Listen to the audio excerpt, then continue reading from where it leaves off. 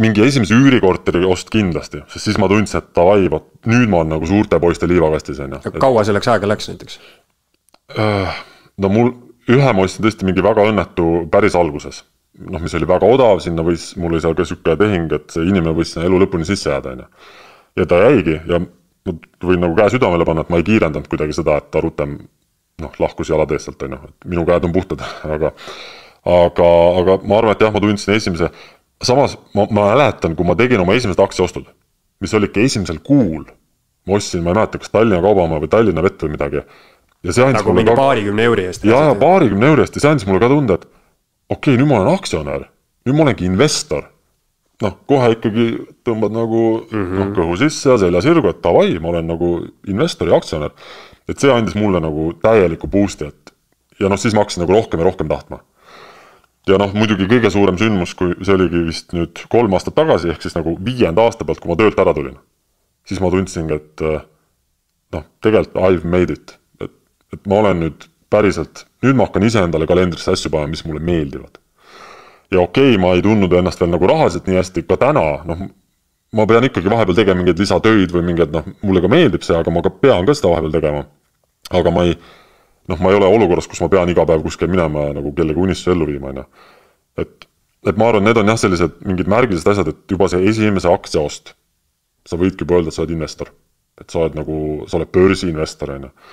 Et minule andis see küll sellise, seltskonnas oli parem olla, mitte et ma sellega nagu ülbitsesin, aga ikka sellised seltskonnas päris tore tunne on, et siin seisab üks investor nagu.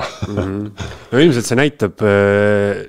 see näitab vähemalt seda, et isegi kui sa oled teinud selle 50 eurise mingi aktsiaostu, et see näitab ju seda, et sa mõtled sellele, et sa nagu, või sul on nagu, sa lihtsalt ei tambi tühja oma päevi nagu.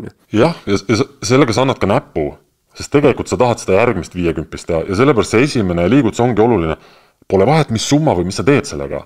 Peast, et sa teed esimese liigutuse, siis sa hakkad alateadlikult otsima neid järgmisi võimalusi. Ja mina ka mõtlen, ma olen täna väikeste võitude üle väga õnnelik ja ma jätkan kogu aeg väikeste summadega ja suurematega. Ja kui vahel mõni nagu suurem tehing sülle kukub, siis see ongi sellepärast, et ma järjepidevalt teen neid väikseid ja hoian nagu silmad lahti. Sest kui sa hakkad kohe nullist otsima mingit suurt tehingut, ma ütlen, tõenäosus on üliväike, et see juhtub.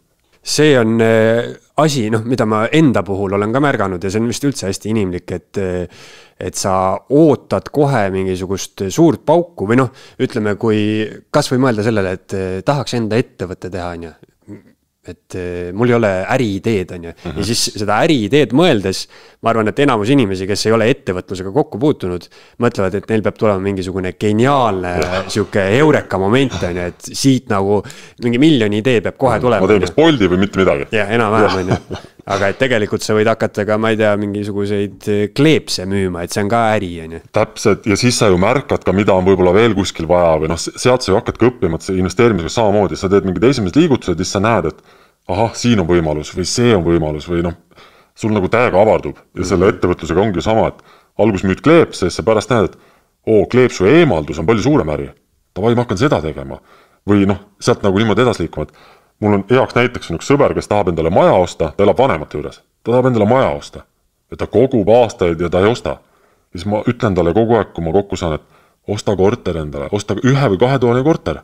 Paar aastat elad seal, väärtus tõuseb, müüd maha, ostad 3-toalise korteri, elad seal natuke, et sa kerid sinna majja ennast. Nii ei juhtu, et sa nagu säästad sinna majja ja hüppad nagu lauamängus kohe nagu 3 ringi edasi. Seda ei juhtu. Sa pead need ringid ära tegema.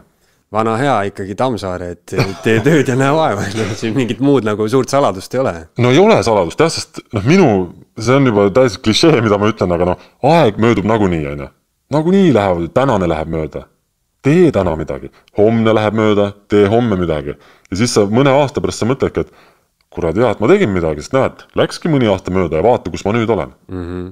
Ja see muidugi sellele mõtteviisile, mis on võib-olla kergelt halvav ikkagi, et sa otsid seda suurt või tahad kohe majja kolida või näiteks siuke asi, et sellele muidugi lisab õli sinna tulle ongi see, et me näeme siukseid tohutud edulugusid on ju, mingi krüptomiljokaid või asju on ju, ja selle kohta on mingi, keegi kuulus näitleja vist kunagi ütles, et siukest asja nagu üleöö edu ei ole olemas, et see inimene mingi 10 aastat on ju tööd teinud ja siis lõpuks mingi asi klikkis. Siis see joppamiskoht ja siis kõik kirjutavad. Ja mulle meeldib see, et tegelikult täna meedia on hakanud rohkem kirjutama minusugustest. Need nii-öelda väikeinvestorid ja sellised, kes nagu mässavad ja on see struggling ja nii edasi, et need kõnetavad siukest tavalist inimest rohkem.